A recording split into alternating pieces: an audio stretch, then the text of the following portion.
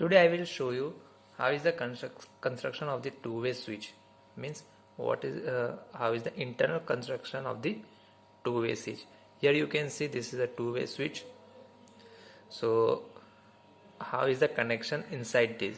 So let's see how it look like. So you can see here the inside the two-way switch. As you know that there is a connection on this 3-pin. Okay, this is, so you can see here how it look like.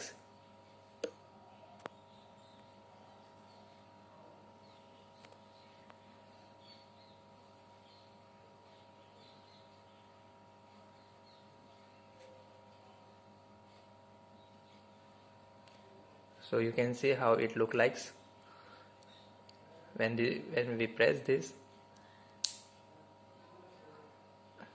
will be open and this will be closed. Both sides we can use as on and off. Okay, here it is a spring.